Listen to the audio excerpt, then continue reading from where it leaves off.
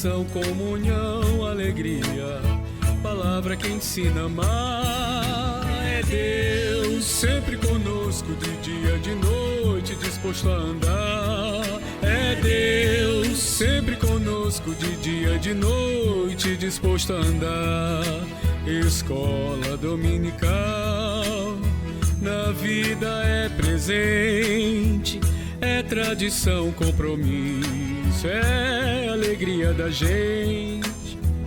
É tradição, compromisso, é alegria da gente. Não perca a hora, vamos embora, Jesus quer transformar nossa história. Não perca a hora, venha-se embora, Jesus quer transformar sua história. Fé no caminho, serviço e missão. Quero aprender com seus passos, ser sal, ser luz no mundão. É Deus sempre conosco, de dia, de noite, disposto a andar. É Deus sempre conosco, de dia e de noite, disposto a andar. Escola dominical, na vida é presente, é tradição, compromisso, é alegria da gente. É tradição, compromisso, é alegria da gente. Não perca a hora, venha-se embora, Jesus quer transformar nossa história. Não perca a hora, venha-se embora, Jesus quer transformar sua história. Não perca a hora, venha-se embora, Jesus quer transformar nossa história.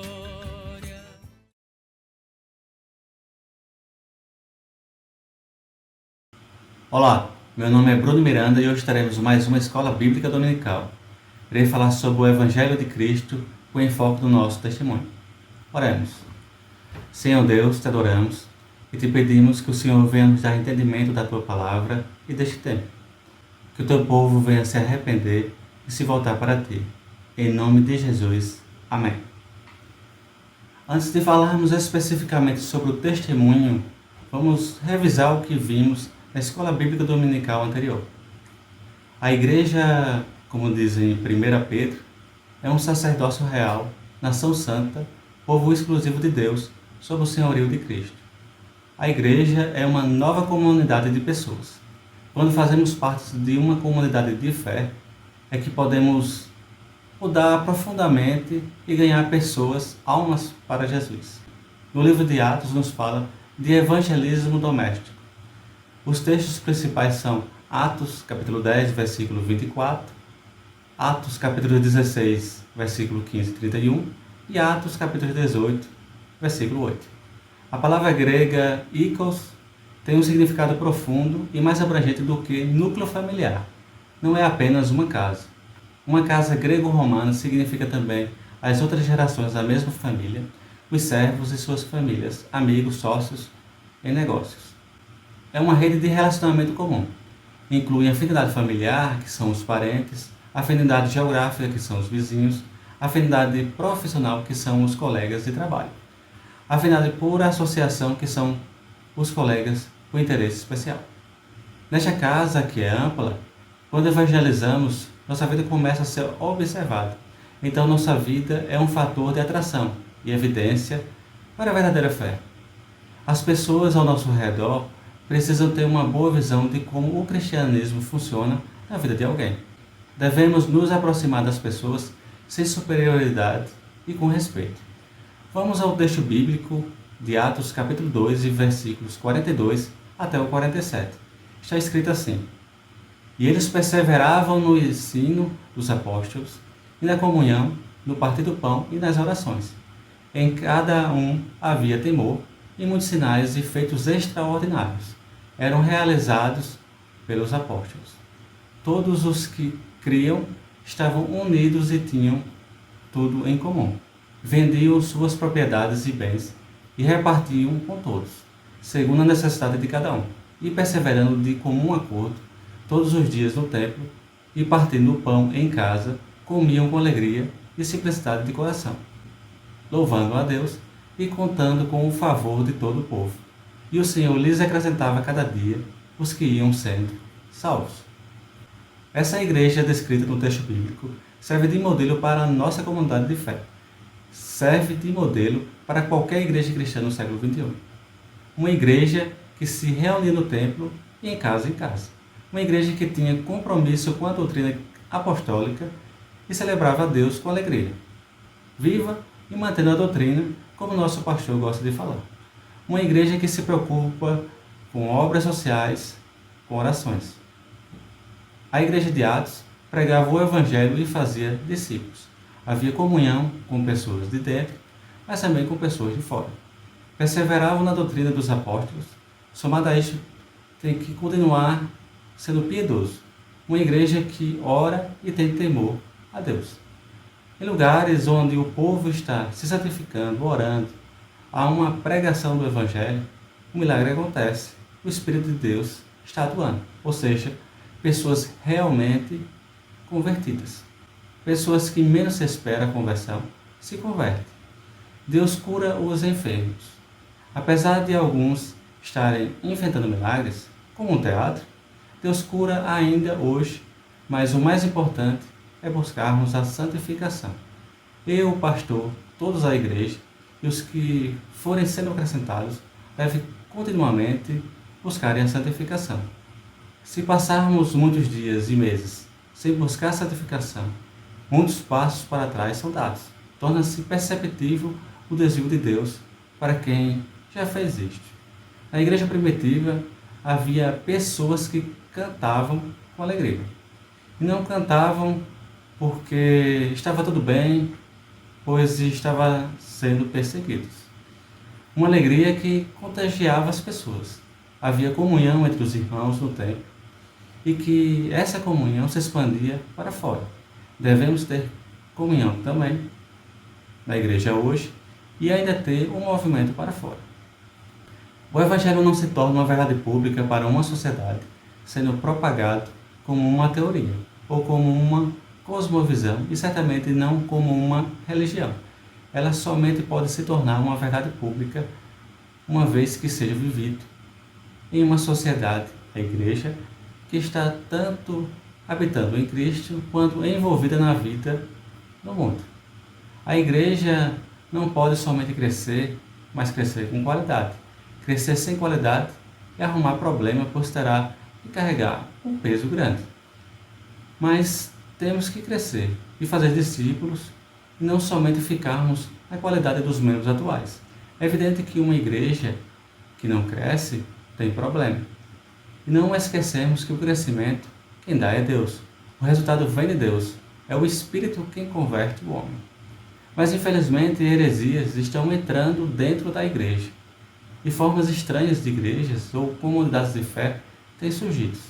Algumas quase não há pregação do Evangelho. Que absurdo! Os reformadores leram bem as Escrituras e disseram que as duas marcas das igrejas principais são, primeiro, pregação do Evangelho e depois ministração correta dos sacramentos. Se alguma comunidade não tem isso, não pode ser igreja. Não pode ser um testemunho do reino de Deus aqui na terra. O Evangelho precisa ser anunciado, a igreja precisa do entendimento do Evangelho. Mas o que é o Evangelho de Cristo? Você sabe o que é o Evangelho de Cristo?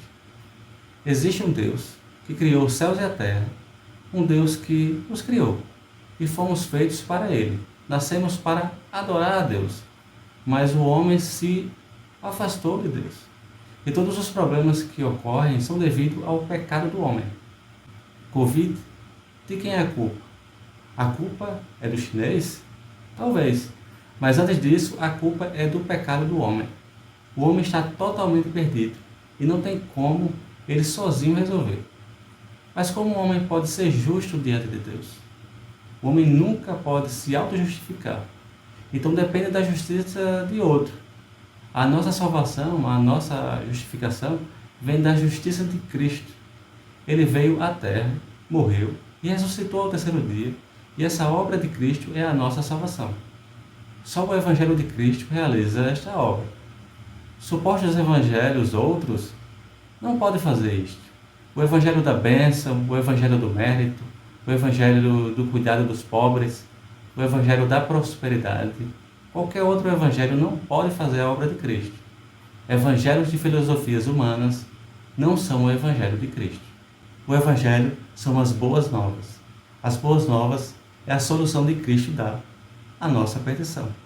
Veja bem, o homem estava perdido por causa do pecado. Então Cristo veio com a solução. Ele morreu e ressuscitou ao terceiro dia. O homem estava perdido por causa do pecado. Agora tem a vida em Cristo. As boas novas não vieram para salvar o homem da pobreza, nem para me dar ou lhe dar prosperidade, nem da bênção, ou qualquer outra coisa que você tenha em mente. Mas apenas após você ser salvo pelo Evangelho de Cristo, pelo amor de Cristo, é que, por agradecimento, somos levados a fazer boas obras. Com os problemas que estamos passando com o Covid, podemos orar e jejuar, mas se queremos mesmo que a solução venha de Deus, é necessário que haja arrependimento da nação. Em Jeremias capítulo 18, versículo 8, afirma: "E aquela nação com a qual eu falar se converter da maldade, também eu me arrependerei do mal que planejava fazer." É hora de arrependimento e, por gratidão a Deus, ajudarmos uns aos outros. Em momento de crise, torna-se ainda mais importante o auxílio dos necessitados. Jesus governa esta era, como também a futura. Governa algo que é presente e também o que é futuro. Agora o pecado reina e tudo está desintegrando. Isso começou com a queda do homem, em Gênesis capítulo 3. E em Mateus capítulo 5, versículo 14, nos diz: "Vós sois a luz do mundo, não se pode esconder uma cidade situada sobre o monte." Jesus diz que devemos ser uma cidade construída sobre o monte. O que significa isso? Significa que devemos ser uma cidade onde nossa vida brilhe para mostrar a glória da cidade celestial, onde Deus irá unir e curar todas as coisas debaixo do senhorio de Cristo. E atualmente a igreja deve moldar, ao menos parcialmente, como a era vindoura sob o senhorio de Jesus será. Isso é uma cidade firmada sobre o monte. Precisamos saber como evangelizar as pessoas que estão à nossa volta. As pessoas do nosso bairro, as pessoas do nosso trabalho. Em 1 Pedro capítulo 3, versículo 15, diz: "Estejam sempre preparados para responder a qualquer pessoa que lhes pedir a razão da esperança que há em vocês. Contudo, façam isto com mansidão e respeito." Somos capazes de responder com empatia de modo convincente. Caso tenhamos esta capacidade, devemos nos lembrar que apenas conseguimos isto devido à graça de Deus.